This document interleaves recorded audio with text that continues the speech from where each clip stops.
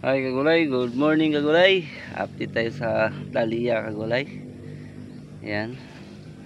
Bali ngayon mag-abono kami mamayang hapon. Yan. Unang abono 5 days, pangalawang abono 12 days, tapos ngayon 19 days na. Abono kami mamaya. Sa isang linggo, isang beses lang kami mag-abono kagulay. Antin mo kagulay oh. Yan, marami ng sanga siya kagulay. Patuloy natin yan. Hindi tayo mag-pruning kagulay. Yan o.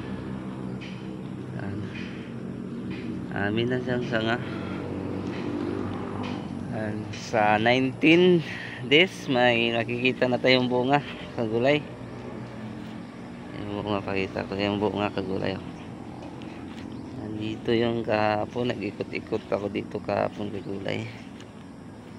Nakita na tayong bunga dito.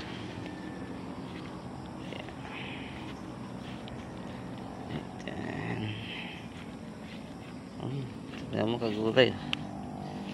Haba na yung sanga niya. Papaakyatin natin yan. Nata-pruning kasi ito. Kasi na ano yata na insekto. So yung bunga nito. Bunga. Bunga na ito kagulay.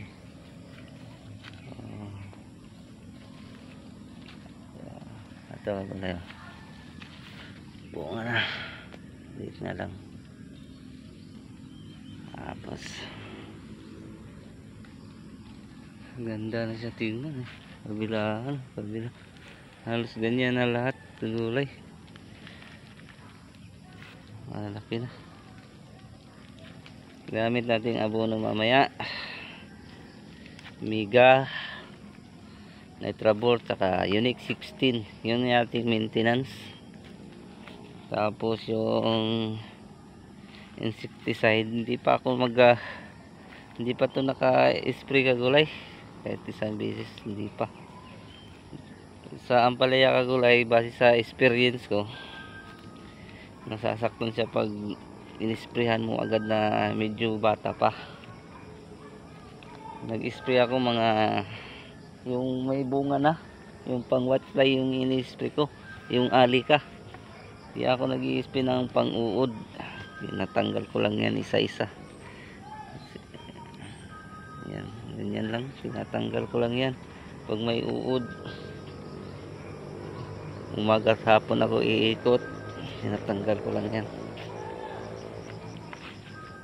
Sa experience ko nung sinubukan ko naman yung mag-spray ng pang-uod, kaso titigas yung dahon niya.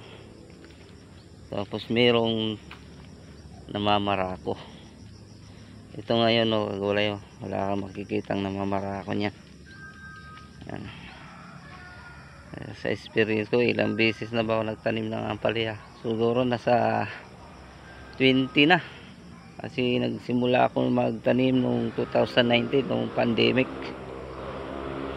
Experience ko na yung mga ampalaya na namamarako, halos barako lahat. Tapos yung tumama din, magaganda rin yung tubo. Yan. Siguro mamaya na lang ulit kagulay. So mahaba na yung video natin. Mamaya na lang hapon ulit.